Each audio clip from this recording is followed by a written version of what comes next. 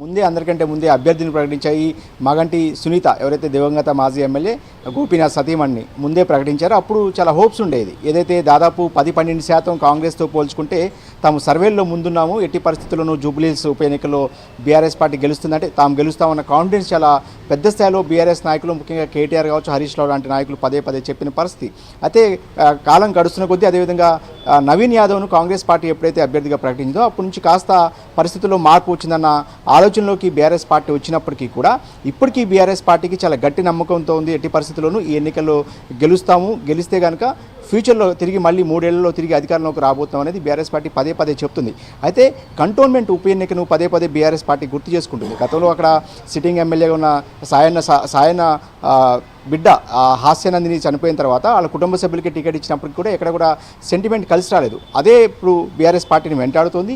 జూబ్లీహిల్స్ వరుసగా 3 సార్లు మాగంటి గోపీనాథ్ గెలిచినప్పటికీ కూడా ఆయన అకాల మరణంతో అనివార్యంగా వచ్చిన ఎన్నిక ఇది. సో ఈ నేపథ్యంలోనే ఆయన సతీమణికి టికెట్ ఇచ్చినప్పటికీ కూడా క్యాండిడేటే కాస్త మైనస్గా మారారు అన్న టాక్ కూడా బీఆర్ఎస్ పార్టీ సర్కిల్స్లో వినిపిస్తుంది.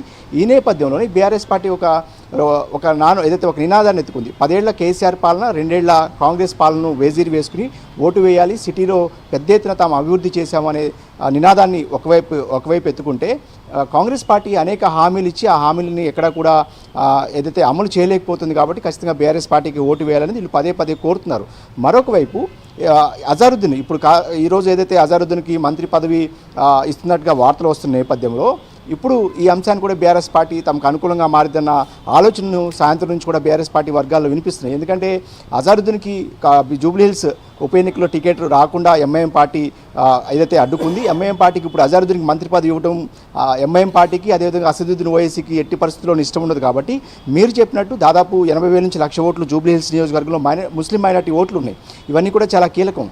గత అసెంబ్లీ ఎన్నికల్లో కాంగ్రెస్ పార్టీ వెంట పెద్ద ఎత్తున ముస్లిమ్స్ నడిచినప్పటికీ కూడా ముఖ్యంగా గ్రేటర్లో మాత్రం బీఆర్ఎస్ పార్టీకి ఎంతైతే కాంగ్రెస్ పార్టీకి అండగా నిలిచారో అంతే స్థాయిలో బీఆర్ఎస్ పార్టీ కూడా ముస్లిం మైనార్టీలు చాలా పెద్ద ఎత్తున ఓట్లు వేశారు. జూబ్లీహిల్స్ నియోజకవర్గంలో మాగంటి గోపీనాథ్కు గెలుపు కూడా మైనార్టీ ఓట్లు కూడా ఒక కారణం. సో ఇప్పుడు అజారుద్దీన్ కనుక మంత్రి పదవి ఇస్తే కాంగ్రెస్ పార్టీ సెల్ఫ్ గోల్ వేసుకున్నట్టే అది తమకు అనుకూలంగా మారుతుంది.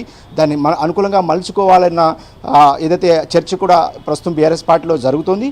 అదేవిధంగా ఇక ఎల్లుండి నుంచి పెద్ద ఎత్తున కేటీఆర్ ప్రచారంలోకి చాలా పెద్ద ఎత్తున ఉధృతంగా ప్రచారం చేయబోతున్నారు. ఇప్పుడు బీఆర్ఎస్ పార్టీకి ఇంకో చిక్కు కూడా వచ్చి పడింది. ఇప్పటివరకు కేసీఆర్ ఎక్కడ కూడా 2 ఏళ్లుగా బయటికి రావట్లేదు. అన్నీ కూడా హరీష్ రావు, కేటీఆర్ అన్నీ కూడా తామై వ్యవహరిస్తూ ముందుకు వెళ్తున్న పరిస్థితి. ఒక రకంగా చెప్పాలంటే షెడ్యూల్ వచ్చినప్పటి నుంచి దాదాపుగా నియోజకవర్గాన్ని చుట్టేశారు ఇద్దరు. అయితే నిన్న హరీష్ రావు తండ్రి మరణం నేపథ్యంలో దాదాపు 10-11 రోజులు ఆయన ఎన్నికల ప్రచారంలో పాల్గొనే అవకాశం లేదు. సో ఇప్పుడు అన్నీ కూడా కేటీఆర్ మీదే భారం పడింది. ఇప్పుడు ఒంటరి పోరాటం కేటీఆరే చేయాల్సి ఉంటుంది. ఎల్లుండి నుంచి కూడా దాదాపు 10 రోజుల పాటు ఆయన నియోజకవర్గంలో విస్తృతంగా ఏదైతే బైక్ ర్యాలీలు, ప్రచారము, కార్నర్ మీటింగ్స్కి వెళ్ళబోతున్నారు. సో ఈ మీటింగ్స్లో పెద్ద ఎత్తున కాంగ్రెస్ పార్టీ ఇచ్చిన ఎన్నికల హామీలు కావచ్చు, గత 10 ఏళ్లలో బీఆర్ఎస్ పార్టీ ప్రభుత్వంలో చేసిన సంక్షేమ పథకాలు, అభివృద్ధి గురించి పెద్ద ఎత్తున ప్రజల్లోకి తీసుకువెళ్లాలని చెప్పి ఇప్పటికే కేటీఆర్ బీఆర్ఎస్ పార్టీ నిర్ణయించింది. అందరినీ కూడా కూర్చోబెట్టి కేసీఆర్ పదే ఎలా ముందుకు వెళ్ళాలి, ఎలా కాన్వెంట్ మీటింగ్స్ ఏర్పాటు చేయాలి అన్నిటి గురించి కుల సంఘాలు మీరు చెప్పినట్టు ఈ కాన్స్టిట్యున్సీ పేరుకే జూబ్లీహిల్స్ అయినప్పటికీ కూడా జూబ్లీహిల్స్, బంజారాహిల్స్ ఖైరతాబాద్లో నియోజకవర్గంలో ఉంటాయి, కానీ బస్తీలన్నీ కూడా జూబ్లీహిల్స్లో ఉంటాయి. సో బస్తీ ఓటర్ని, కుల సంఘాలని, కార్మికుల్ని ఎలా ఆకట్టుకోవాలి, వాళ్ళ దగ్గరికి ఎలా అప్రోచ్ కావాలన్న అంశాల మీద కూడా పెద్ద ఎత్తున కేసీఆర్ ఇప్పటికే దిశానిర్దేశం చేసిన పరిస్థితి. ఏదేమైనప్పటికీ కూడా జూబ్లీహిల్స్ మీద బీఆర్ఎస్ పార్టీకి చాలా పెద్ద ఎత్తున హోప్స్ ఉన్నాయి. ఈ ఎన్నికల్లో కూడా ఒకవేళ ఈరోజు కేటీఆర్ ఒక కామెంట్ కూడా చేశారు.